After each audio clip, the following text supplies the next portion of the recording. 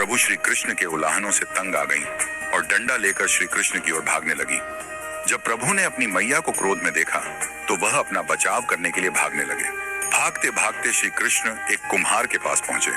कुम्हार तो अपने मिट्टी के घड़े बनाने में व्यस्त था, लेकिन जैसे ही कुम्हार ने श्री कृष्ण को देखा तो वह बहुत प्रसन्न हुआ।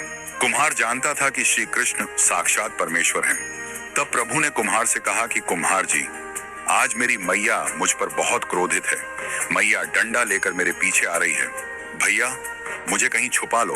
तब कुम्हार ने श्री कृष्ण को एक बड़े से मटके के नीचे छिपा दिया।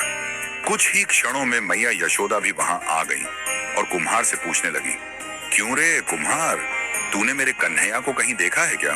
कुम्हार ने कह दिया, नहीं मैया, मैंने कन्हैया को नहीं देखा। श्री कृष्ण ये सब बातें बड़े से घड़े के नीचे छुपकर सुन रहे थे। मैया तो वहां से चली गई।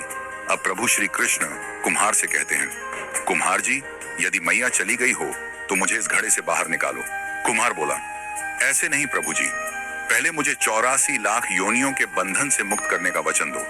भगवान मुस्कुराए और कहा, ठीक है, मैं तुम्हें 84 लाख योनियों से मुक्त करने का वचन देता हूं। अब तो मुझे बाहर निकाल दो।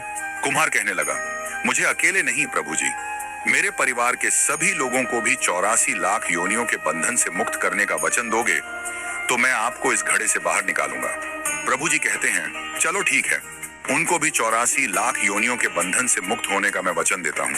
अब तो मुझे घड़े से बाहर निकाल दो। अब कुम्हार कहता है, बस प्रभु जी, एक विनती और है, उसे भी पूरा करने का वचन दे दो तो मैं आपको घड़े से बाहर निकाल दूंगा। भगवान बोले, वो भी बता दो, क्या कहना चाहते हो? कुम्हार कहने लगा, प्रभु जी, जिस घड़े के नीचे आप छुपे हो उसकी मिट्टी मेरे बैलों के ऊपर लाद के लाई गई है। मेरे इन बैलों को भी 84 लाख योनियों के बंधन से मुक्त करने का वचन दो। भगवान ने कुम्हार के प्रेम पर प्रसन्न होकर उन बैलों को भी 84 के बंधन से मुक्त होने का वचन दिया। प्रभु बोले, अब तो तुम्हारी सब इच्छा पूरी हो गई, अब तो मुझे घड़े से बाहर निकाल दो। तब कुम्हार कहता है, अभी नहीं भगवान, बस एक अंतिम इच्छा और है, उसे भी पूरा कर दीजिए, और वो ये है, जो भी प्राणी हम दोनों के बीच के इस संवाद को सुनेगा उसे भी आप 84 लाख योनियों के बंधन से मुक्त करोगे।